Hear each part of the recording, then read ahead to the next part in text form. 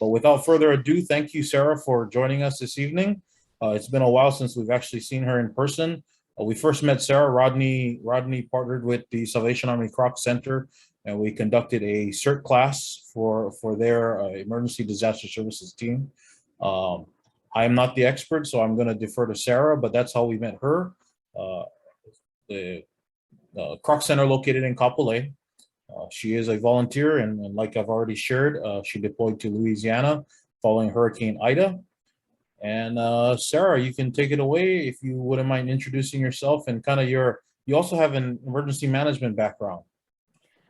I do slightly. My background is in crisis and response trauma.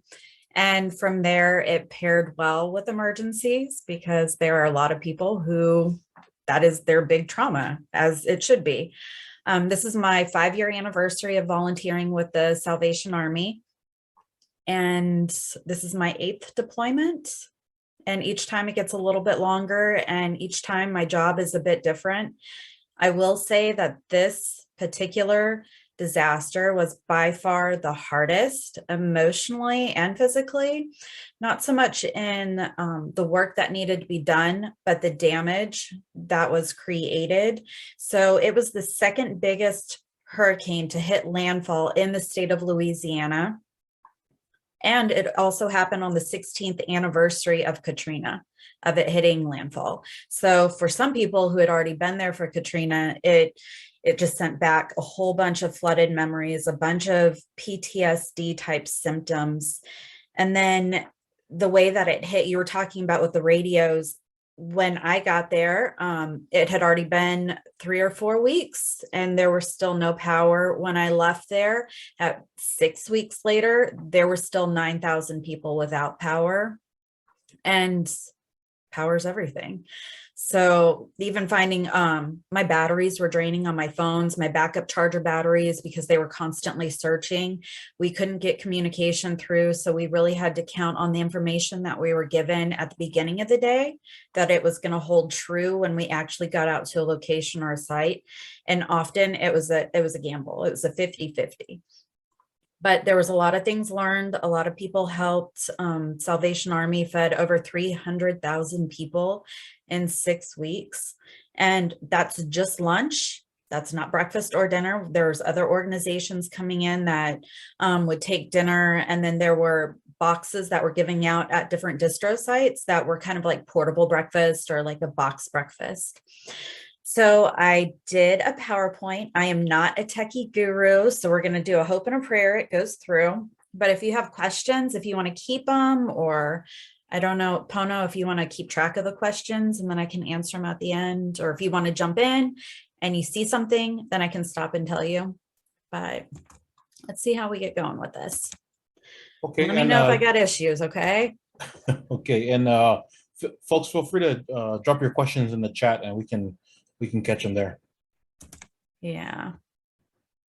Okay. I'm here. Gotta press the play thing. There we go. Okay. So just for basics, we were at an arena compound. So the arena compound was shared by 4 organizations. FEMA was to one corner of it. There were some other government agencies that were towards the back. I think they were probably state. And then Southern Baptists were on location, but they stayed there for lodging, and then Salvation Army. So these first 3 trucks that you see are roving canteens. So they have just, they have cleanup kits, some basic first aid, and then they have food. So they can get out. I mean, you see, they got the bigger trucks, the heavier engines, they're diesels. They can get into some of the more rugged areas that a typical canteen truck can't get into. And then when I got there were 18 different canteen mobilized unit trucks from Oklahoma, Texas, Alabama, Mississippi, Arkansas, Carolina, just the Southeast quadrant. And then those furthest ones to the back are the newest and most updated of canteens. And so some of the other organizations that were out there that had food trucks, they had quite a few that were like that. So they can hold more food and so they can stay out longer. And sorry if I'm kind of shaky. Too much caffeine. On the right-sided picture, that was our IMAT team. So I've always been told that they were the incident command, but for larger disasters, they're IMT, so IMATs. On the left side, we had an open air pavilion that was otherwise turned into our warehouse on one side. And then that front looking in is where the crews would meet in the morning. That's where we would get all of our information before going out. And then that's before we went out, and then we would come back and we would debrief. To the left is kind of the inside, the brain of the operating of the IMAT. That's where everybody was reporting their numbers back and forth. And just, this is the first time, I mean, having been in Hawaii, we're different because we're out in the islands, but we don't have all the access to all of like the fun technologies. So like the trucks, like the Tide commercials where you see that have the washer and dryer in them, like I've never seen that in person, but they had these here. So it was kind of cool. But some of the mobile units they had to turn into lodging. So again, this is just, that was the fleet that was out there. The red truck behind that generator, that's one of those wash units. So on the right-hand side, every morning we came out, you would find out which crew you were with, and then it has like the identifying number. It would give you an address, and it would give you roughly how many people that you were anticipating to feed or see at that site each day. So the map on the left, everything in yellow was strictly the Gonzales unit, which is the unit I was with. They broke it up into two, Baton Rouge and New Orleans. New Orleans being bigger, more notoriety, they get all the money, they get all the tourism. And so they had their own team. But we had everything that was covered in yellow. That is a lot of space. And pretty much all of that had no power when I got there. So they homestead there a lot, kind of like Big Island and some of the more rural places of the islands. You have families that are generations and generations and generations. So even though they don't look like up and pristine, these are still families that have lived here their entire lives. And so some of them, many of them, like 100-year-old houses and just decimated. I kind of did a collage. Everything is built on water. So you're going over aqueducts, you're going over bayou, you're going over everything. And if you were to not know, if you took an aerial or just coming over the bridges, you would think that everything had a blue roof, and it was all tarps. It's all Band-Aids. So Band-Aids waiting for FEMA to come out, to get adjusters to come out, to find contractors to come out. And it was destruction. Everywhere you looked, it was destruction. So they got hit with the hurricane. As soon as it hit landfall, then it turned into a tornado. They had a couple tornadoes afterwards that came back through. It was pretty horrific and dangerous. So we would get our safety briefs every morning. So like down in this bottom Walgreens picture, a lot of live wires everywhere.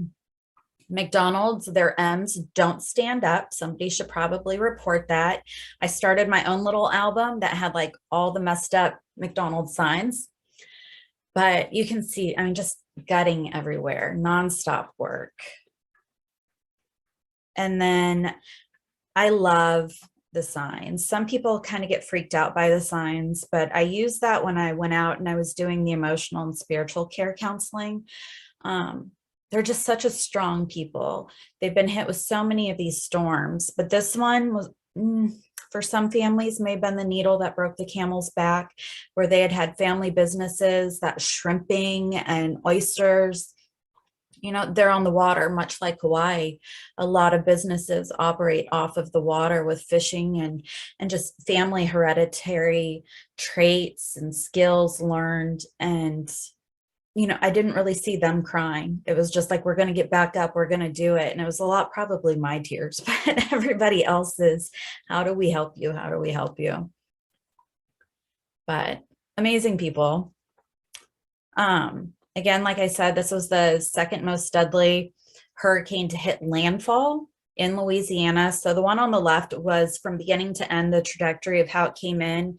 And then on the right, when they were first bracing for impact, they thought it was going to be a Cat 5. It came down a little bit to be a Cat 4 when it hit landfall. And then more devastation. If you look at the picture on the left, if you really like look at it, that tree, all those roots are pulled out of the ground. So that tree was was parallel to the ground. And then the one in the middle, like where the roof was taken off, a lot of these areas are very, very rural.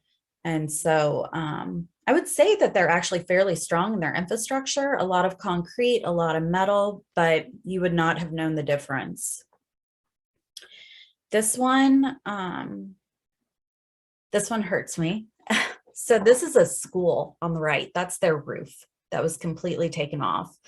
I had the opportunity to work with a 12-year-old girl, and she was so scared that she was going to have to take a bus to meet another bus to go over to another bayou to go to school. And the schools there were so torn up that they hadn't even got the opportunity to start school, and they weren't going to start until closer towards Halloween.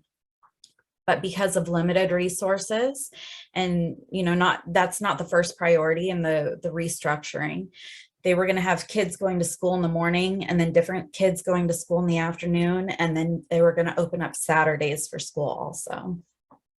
What you see to the left is literally across the street and like 2 blocks down from that school.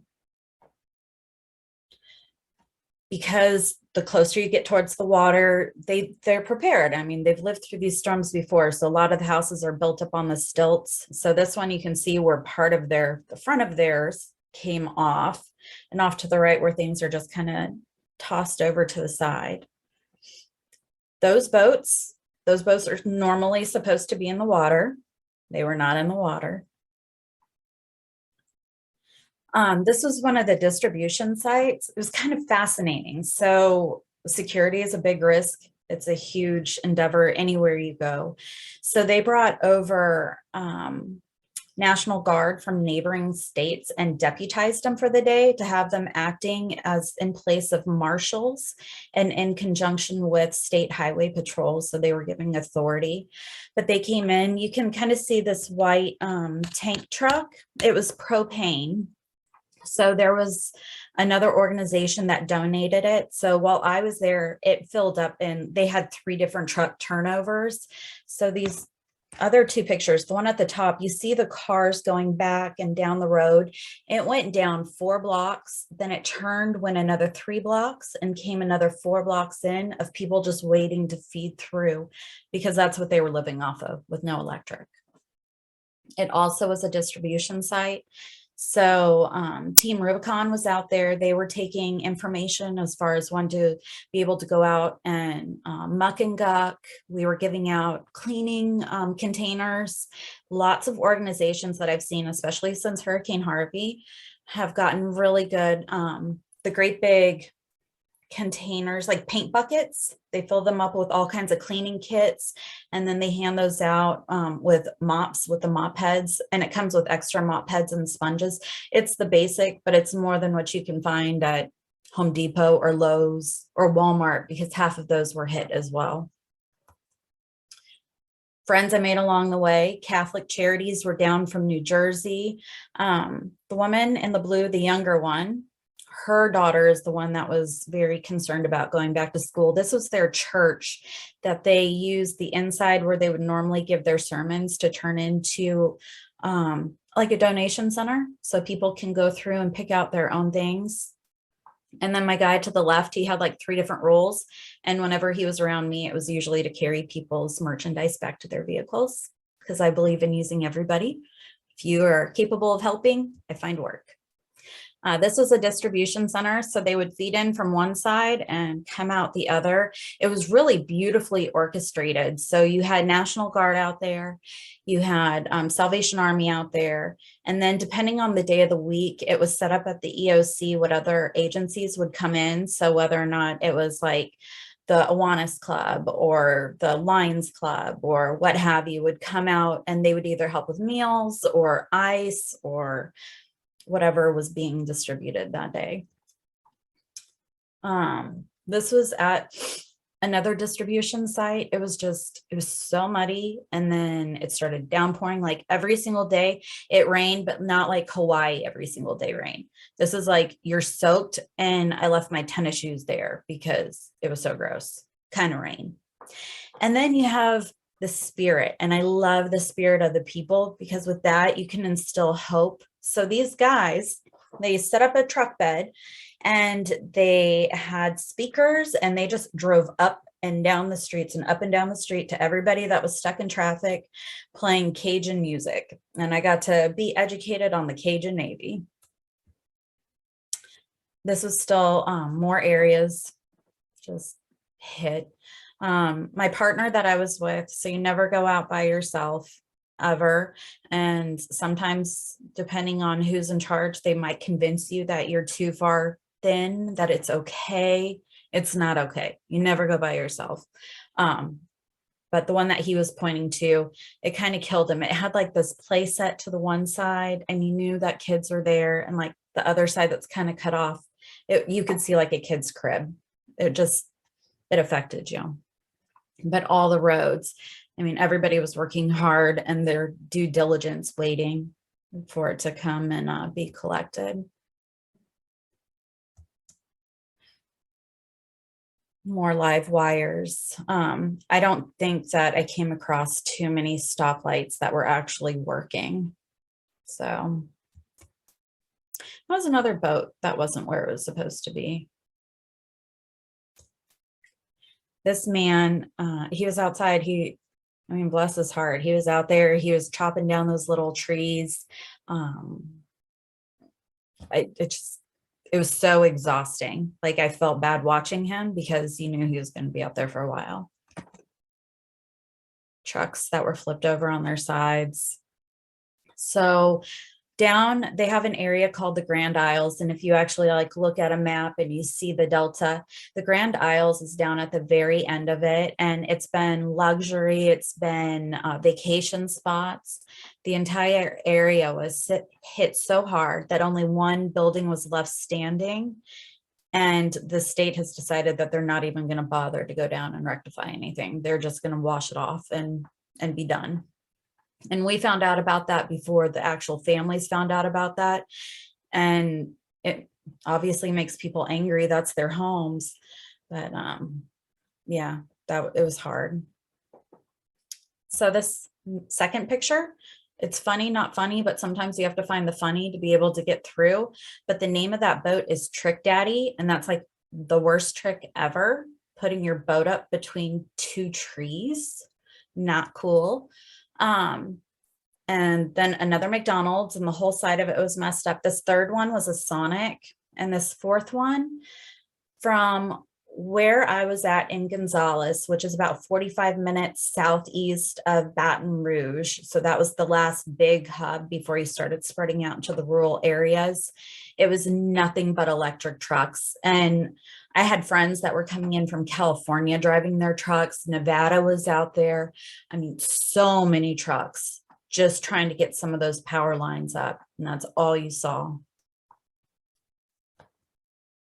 And this is like what I said, you're coming across a bridge, and it was just, I mean, as far as you could see, it was nothing but blue tarps.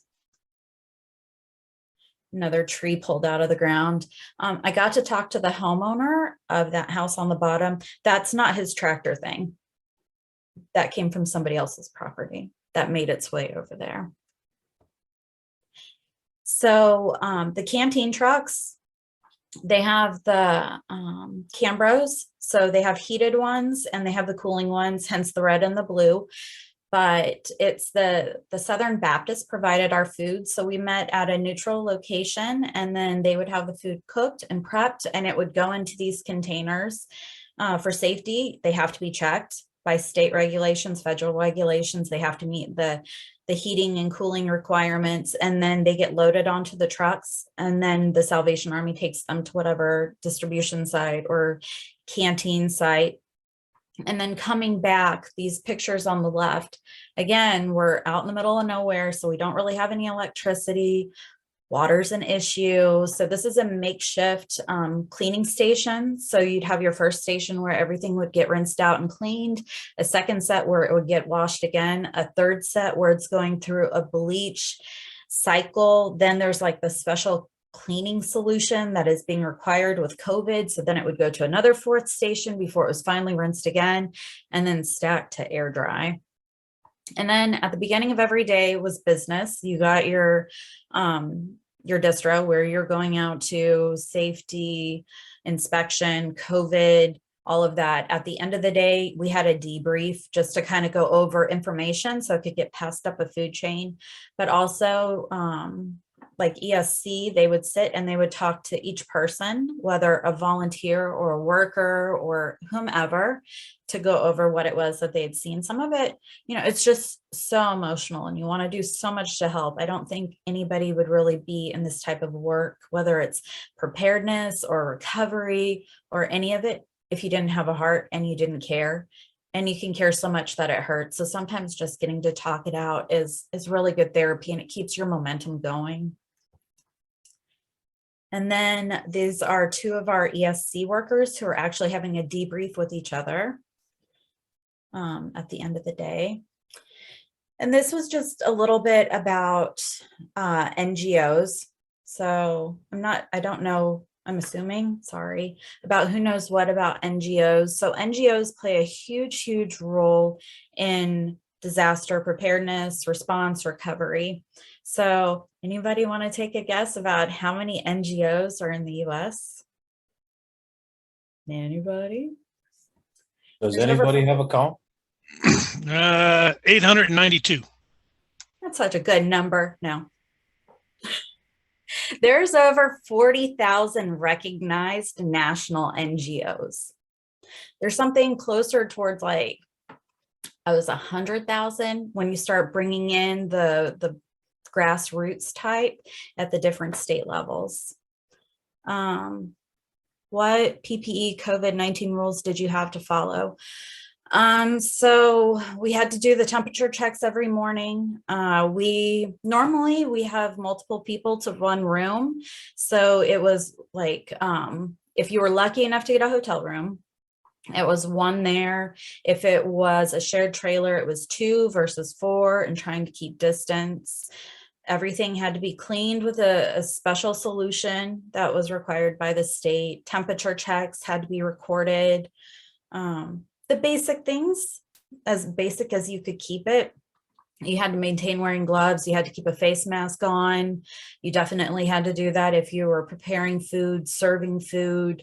But you still have to be delicate because you don't want to lose that personal. You don't want it to become so business, because then people aren't getting what they need, especially from a religious organization. But 2, there's only so much you can do when you're prepping food and going out. But I don't know. I would say that they did the best that they could.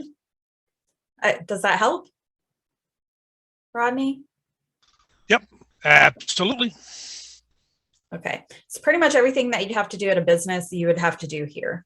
And even though we were outdoors, it was still limited to like 4 people at a table that would normally sit 8. Everybody was really very cognizant. Okay. So going on, that was just kind of the breakdown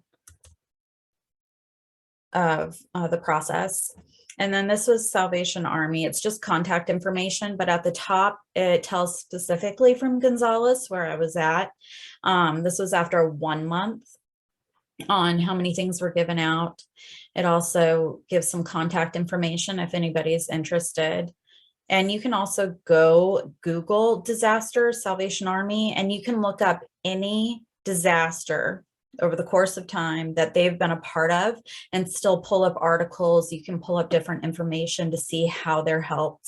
One of the things with Salvation Army also is that, and I'm not asking nor soliciting for funds, so please don't take it that way, but a question that comes up regularly is like, how do you know that your money is staying there? You can dog ear that money specifically for it to stay in a certain area, and by their own protocols, it's supposed to stay there. I feel comfortable enough with it that I continue to donate my time and give to it. If not, like I wouldn't put my name there, but it's just there in case you want it. And then this was one of my ending pictures, kind of driving away. That's it. So are there any other questions?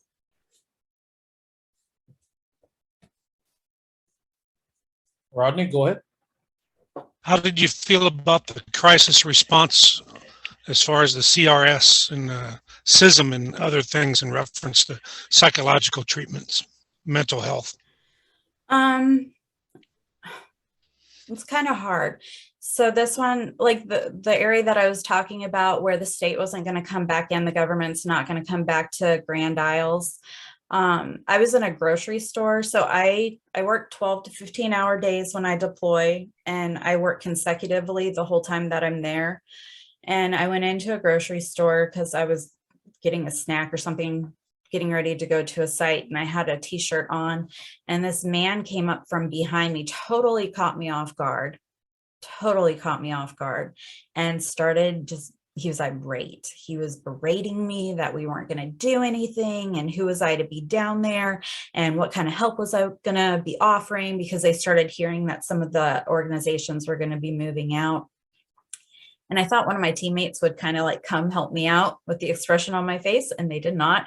So it was a lot of trying to talk it down, like understanding, not in a diminishing, I understand what you're going through by any means, but asking him if we can move it to the side. And I would love to hear what he has to say. And he lives there, so he knows areas that we weren't getting into or areas that still needed help.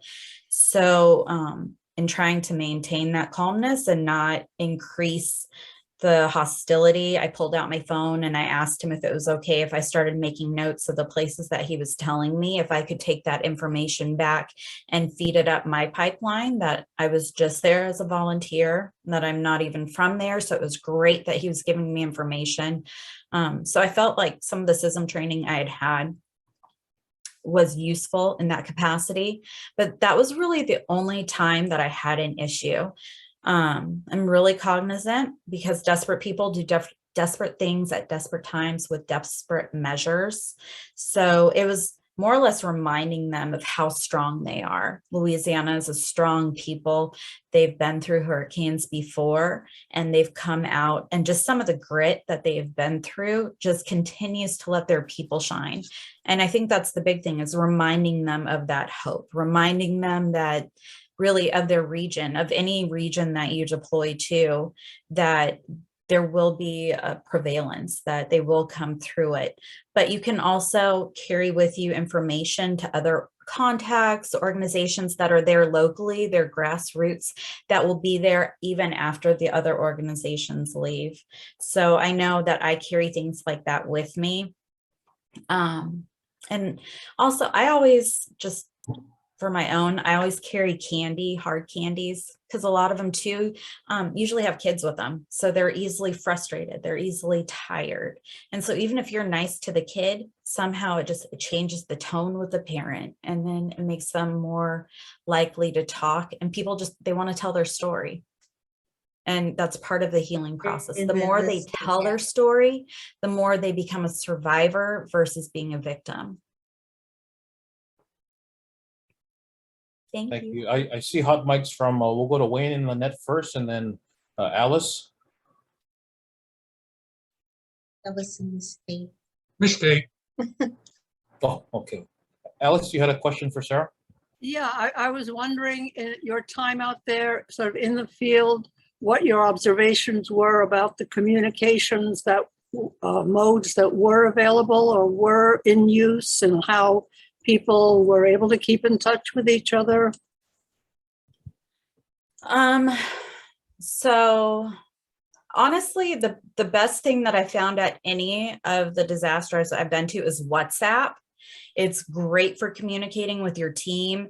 It is great for communicating in general. I don't know why, I'm not a techie person by any means, but text messages, depending on how far you are away from any type of tower, they're either takes it or it doesn't take it. And getting calls through, the calls are usually dropped the fastest before text, but the WhatsApp, I've not had any problems. I know that depending on where you were at, so like if you were at one of the mass food sites where they were preparing the Cambros and they were working with the Southern Baptists, they do a lot of like the walkie-talkies. because it can be a direct channel, and you can tune it into whichever channel. Again, not a techie person here, but it was fast, easy communication, and that's where it needed to be, because you don't want to do anything that's going to mess up food, where it's going to be a production line of people that could be hurt or contaminated along the way. And they were usually somewhere where there obviously had to be some type of resources. So if there was an issue, that they were able to, get the fire department or get whatever agency or security is closer in the area. When I was out in more rural areas, it was kind of making friends with your locals. For me personally, I would go to distribution sites, because I was doing emotional and spiritual care this go around, and I was going out with canteens. So I worked with a lot of firefighters. So I know if I had an issue, I could relay it to them, and they had other forms of communication that they could patch through their dispatch center. But yeah, I would honestly say WhatsApp. And I would think that if you're going to have any type of group, that maybe it might be a good practice to have and to utilize, even if it's just for a mass index. Even when I did the Big Island and I did the lava, one of those cell towers got eaten by the lava. And where we were at, that was the one that we pinged off of. And the other cell tower, the National Guard ended up taking that one over. So you had to wait until you got away from Pahoa and you started making your way back towards Hilo, that you were able to really get any type of consistent communication. Thank you. Yeah, I'm not the tech guy. We've definitely got some experts on here right now. But I think WhatsApp works off of a mesh node. It turns your cell phone into a mesh. So you being in proximity, maybe there's no cell, but it'll, I think Bluetooth from device, it'll bounce from device to device until it gets to where it needs to go. Ruben has a question in the chat. How did organizations establish coordination with each other? So that's set up on like the way high end of the pyramid. That's set up through the EOC. And so you have all the agencies. You have your incident commanders, and you have incident commanders, whether it's a government organization, a volunteer organization, grassroots. You always have that one person that's in charge. So they go to these morning meetings, which are usually at like dark 30, and everybody has a map. And I think it's FEMA, and then it's whatever your state is. They come together, they decide, kind of like slicing a pie, who gets what slice of it, who has the most materials, monies, abilities, and whatnot that goes into slicing it. And so you stay in that arena, and then they decide, and then they delegate, and then it comes down, and then you talk to the people that are in your pie through that leadership, and that leadership has their own meeting. And so by time you actually get read your information or your task for the day, your plan of action, there's already been like 3 or 4 meetings ahead of that before it gets to you. So yours is just to follow through. And if you have people below you, like any chain of command, you make sure it trickles down to where it needs to go. And then the same thing back. So really the biggest valuable resource are your boots on the ground. So your canteen workers, your roving trucks, anybody that really has interaction with the people that live there, people that are having interaction with the police or, firsthand. So then they can come back, and when they do their end of the day debrief, then it feeds up to the next person. So in this case, a debrief, it would have fed back to me, and then I would have turned around and I would have taken it to the director over me, and then she would have taken it to that end of the day incident command meeting, and then they would have divulged that information.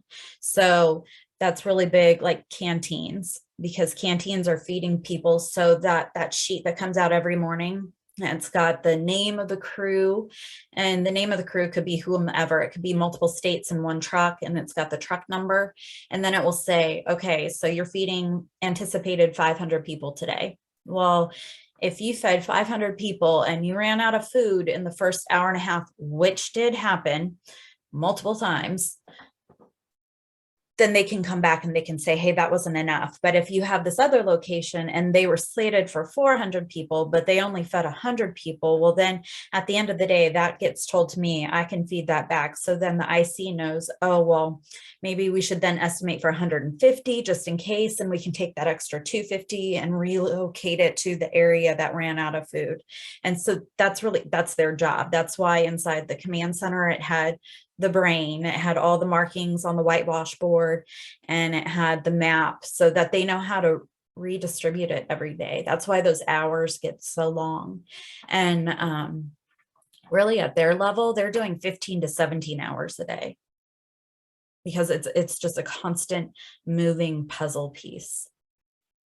And that goes back to Sarah's question about, do we really know how many NGOs exist? Because one of that is, our organization and several of the organizations that are represented in this meeting tonight are members of VOAD, Voluntary Organizations Active in Disasters.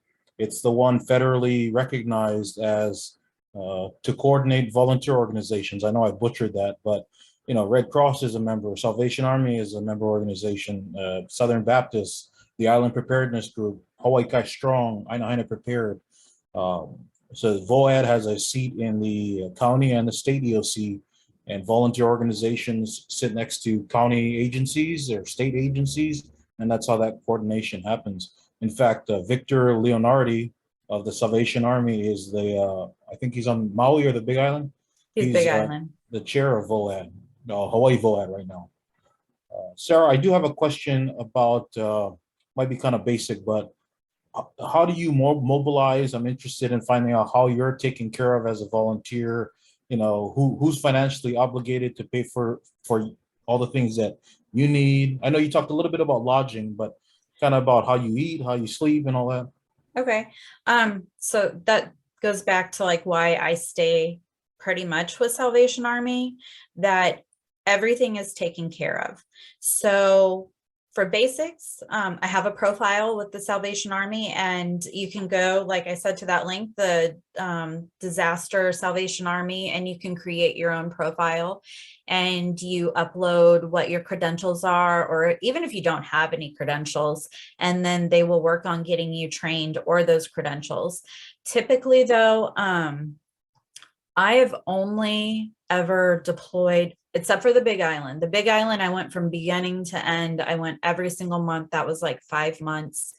It's a 2-week deployment if it's something that is within the US, unless you petition and your IC agrees to keep you longer. So like Hurricane Harvey, I did 5 consecutive weeks there. And then if it's international, they request that you be able to deploy for at least 30 days. And the reason being is because Salvation Army pays for everything. So they pay for my flight. They pay, because I'm in a leadership position, they pay for my car. I'm on their insurance. They pay for my lodging. Typically for meals, they'll do a continental breakfast of some kind because everybody's getting the morning brief together. They're getting their plan of action.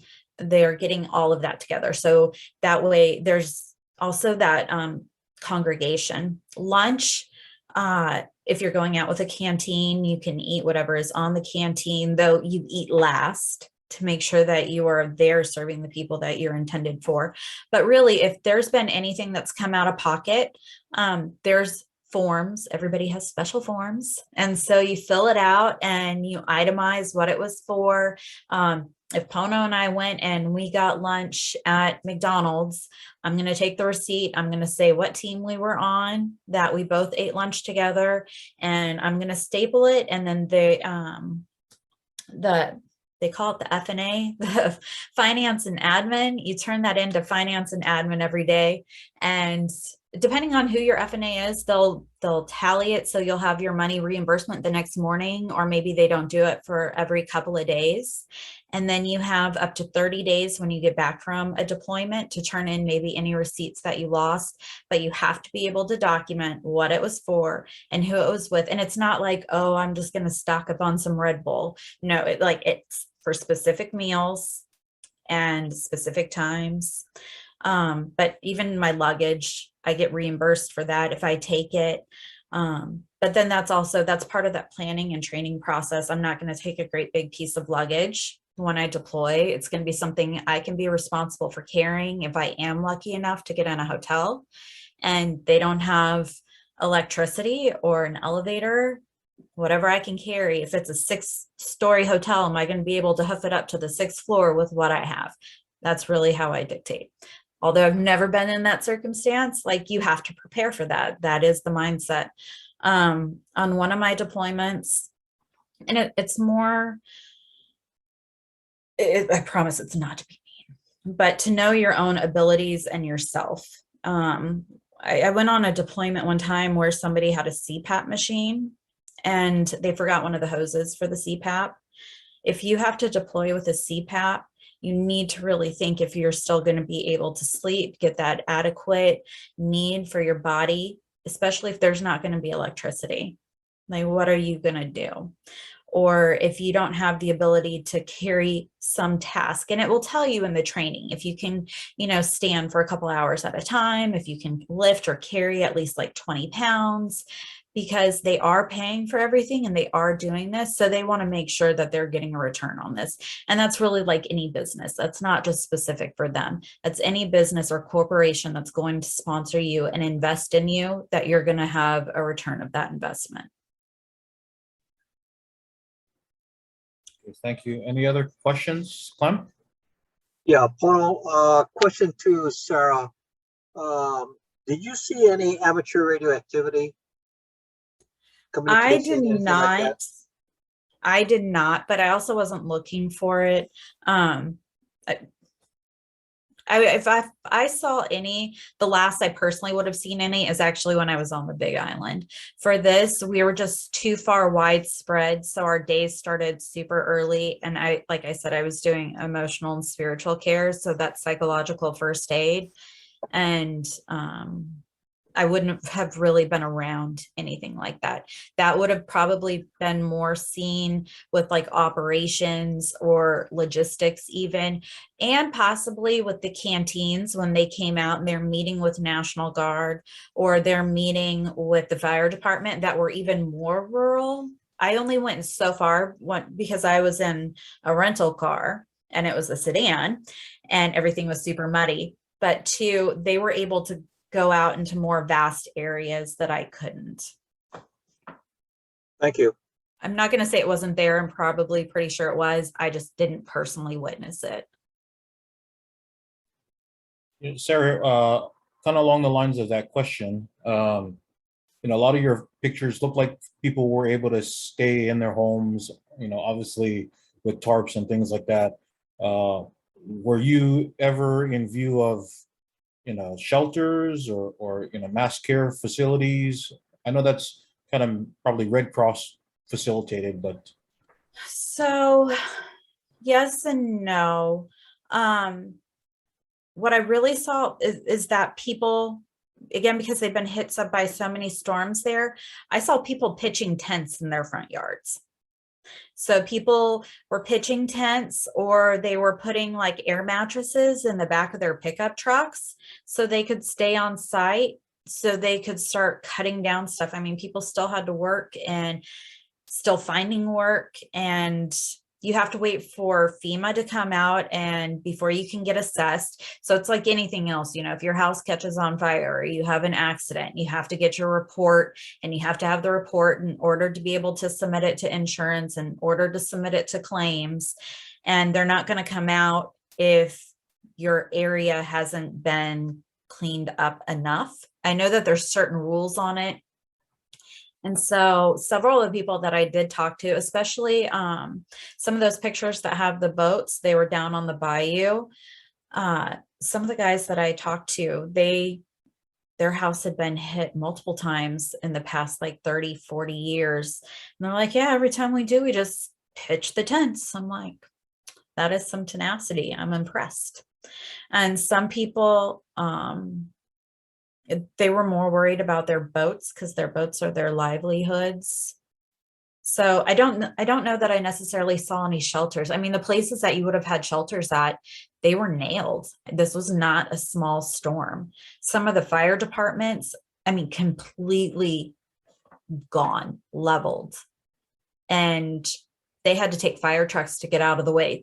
Dented up fire trucks, broken ladders on fire trucks, big pavilions. The people would have really had to have listened to the get out now if they were going to find those shelters, because those shelters were, if when you go back and look at that map again, it was Baton Rouge and New Orleans. Anything north of that is where the shelters would have been.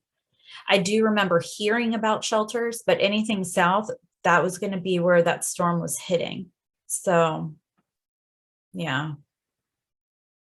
And not to ask a facetious question, but you're kind of the subject matter expert. I didn't realize your SISM kind of psychological first aid focus in this response. But I guess for us as a community group, kind of what is the thought process of somebody going through what those folks went through? I know that's a big question, so I'm gonna shorten it and say, the facetious part. If you had to sum up the mentality of those folks that you interacted with, is there a one word to describe? Or one thought to describe? Are they resilient? Because obviously they've been hit several times in recent years. They are resilient, but I'd like to say that I personally believe that I see that in every group that I've come to help. So I'll try not to make it really religious by any means, because I get that it's a big group, but I mean, that's where I come from at this. And so I would say that actually the more negative came from the volunteers and the workers. And that's because they were so tired. And that shouldn't be a good excuse. But when you go into this situation, I don't think that many people actually realize how emotionally exhausting takes a physical toll. I think that they think, oh, I'm in good shape. Oh, I can go do this. Yeah, you can bang it out all day, dude. But like, if you're actually taking in what you're seeing, that you have a 4-year-old who's so scared to go back to her house because everything that was in her bedroom is gone, because her bedroom is gone. Or you have a 6-year-old who's crying because she has no more hair bows. Or you have the 9-year-old boy who is so scared because his dad is angry. And you see all these things, like those things take a toll. But in general, I would say that the people that, like, it's hope. They were still hopeful. And so I think as long as there's hope, that you can continue to go in and you can work with that. But the biggest part is just letting them talk. Like, let them tell their story, because again, as long as they can keep telling their story, they go from being a victim to a survivor. Instead of being in the incident and it happened to them, they came through it and now they're getting past it and they're growing. And I took off my roof. Do you know what I did today? I put that tarp on, and my neighbor and I, we did this, this, and this, and they own it. It's now something that they can own, and that's really mind over matter. I hope that helped with that a little bit. Thank you. Rodney? Yeah, I went through some training with Sarah for SISM, and Crisis Response Care is one of the organizations, Care Sea Love. Mm-hmm.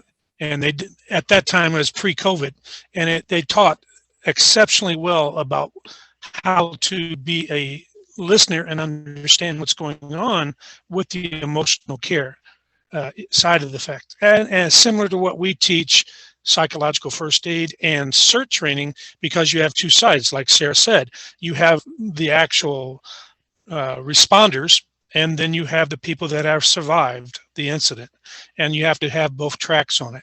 And it's a very good point Sarah brought up about being empathetic, listening, and trying to assist where possible, understanding you have some limitations and what you can and can't do. But it's all good training, and it's something that's available to us online right now.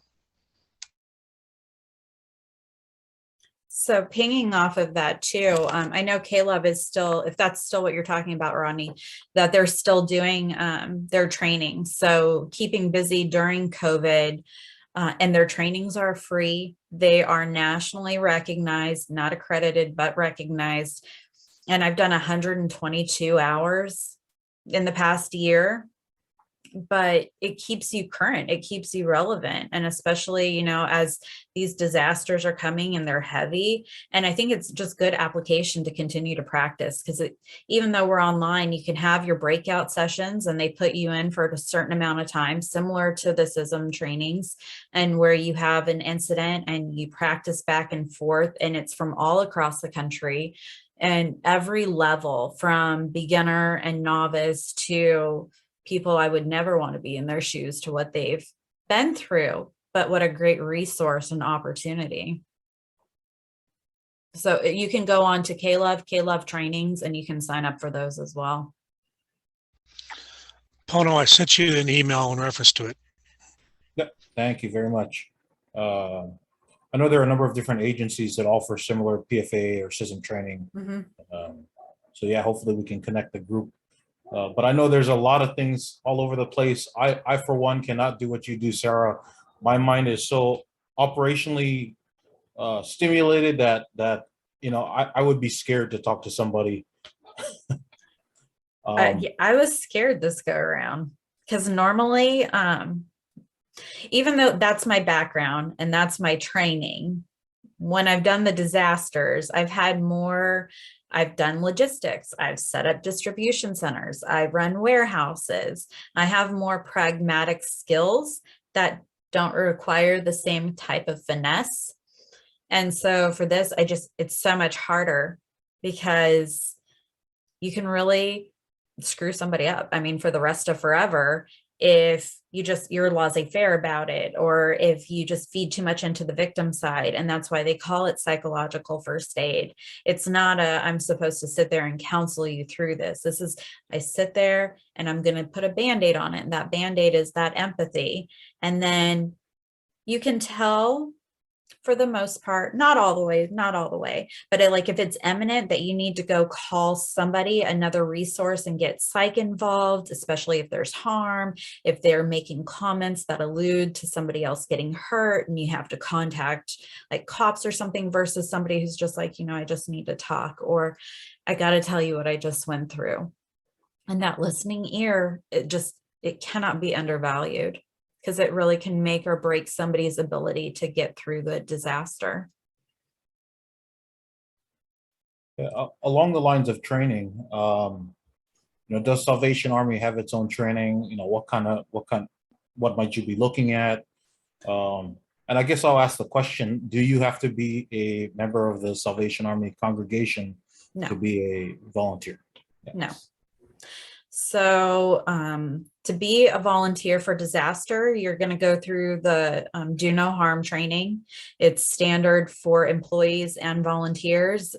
It's reminding you of your guidelines, like you can't be left alone with people, not to be left alone with children, anything that could cause a liability for your organization and or for yourself. And that's pretty standard for most organizations.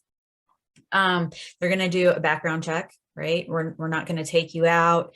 And not to say not a felon or anything like that, because Salvation Army operates with rehab. My best dudes have all been dudes that were like in rehab, amazing. But if you have any active warrants, I'm not taking you with me. Like, that's a thing. So it's the basic things. But if you show up and you do the trainings, if you show up and you're really on top of it, and like you're adamant, I can do this, I want to do this, I have the availability to do this, like, I'm not going to stop you. And for me personally, I've used I tell it all the time, my best volunteers were a preschool play group on the Big Island, because I had the distribution center and they're little, and then they could stack and they know how to separate cans. And yeah, I find a way to use everybody. I don't believe anybody should ever be turned away from a volunteer opportunity. So. Okay. That's a little bit different than some of like our sister organizations, where they have very different protocols. Yeah. Okay. Are there any other questions for Sarah? Or feel free to drop it in the chat. That distribution or disaster management process chart, was that the one from my thing, my PowerPoint from Ruben? Yes, that was from your PowerPoint. Looked pretty good. Okay, I can send that to Pono if that's all right. Thank you. Okay. So, Sarah, I will say this workshop turned out differently and better than I had prepared for. I thought I was going to be going through your photo album on Facebook, but thank you for putting together the presentation. This recording, if you're okay with it, I didn't ask, but our recent virtual workshops, we've been publishing the recordings onto YouTube for anybody that wasn't able to join. And I think tonight's was probably our best, if not one of the best. And then along with that, I'll put a link to your slide Okay. deck. But, you know, from all of us, and I know many of us wear many hats, we at least represent a couple of dozen different served organizations just in this meeting alone. So I just wanted to say from all of us, you know, thank you for your time.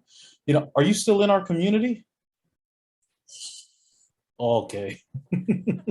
Well, appreciate all the work you do, and you know, I'm not gone forever. I'm in Fort Lauderdale right now, but look to be coming back within the next year.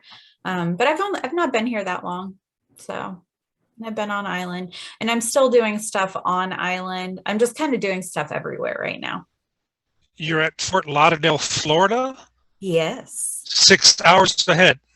Yeah, that's kind of what caught me off a little bit late. Sorry. The whole daylight savings thing I'm not used to. So yeah, my bad. It's my first daylight savings in like 20 years. So my bad. Well, that's commitment, Sarah. Thank you very much. Yeah. You know, it's one of those that I kind of fell into this. It 20 years ago, 15 years ago, I would have never said I would have been doing anything like this. And it's just become a passion. It's a passion for me to bring it back to other people who are passionate. And I'm really passionate about getting military and military spouses involved with this, because they are often new to their communities. So they don't know who to tap into. They don't know who to join. And they bring an amazing skill set that is unmatched. And I know I'm biased on that one, but no, I love it. So if I get to help you guys and if I can bring you information, I would love it. And I would love to stay and continue to be a part and grasp material, information, friendships. You're my Ohana. well, we definitely will be, hopefully, fingers crossed. I know there are a whole bunch of PFA experts that, you know, maybe we try to put together a grassroots community type talk story about that subject. So definitely would appreciate your insight there. Especially you know the community, you know us, you know our special nuances and things like that. Yeah. James threw in the chat. I will share with the group and kind of something we already do, but all of the FEMA Emergency Management Institute kind of distance learning courses, all of the independent study courses that we encourage folks to take. We have a local organization here, NDPTC, the National Disaster Preparedness Training Center out of the University of Hawaii. They offer great courses. So there's a lot of places for us to get good training for our volunteers and for the community. So thanks, James, for throwing that in the chat. With that, any last minute saved rounds from anybody for Sarah or for anybody in the group? Okay, with that, again, thank you, Sarah, for your time. We very much appreciate it. Didn't know you were off island, but thank you. I'm just kind of everywhere. I pop up everywhere. But thank you. Thank you for asking me, and thank you to everybody. Okay, until next time, we'll see you. All right, bye. Gobble, gobble. Happy Thanksgiving. Thank you, Sarah. Excellent presentation. Bye, Bono. All right, thank you, guys. Ciao. Good night, everybody.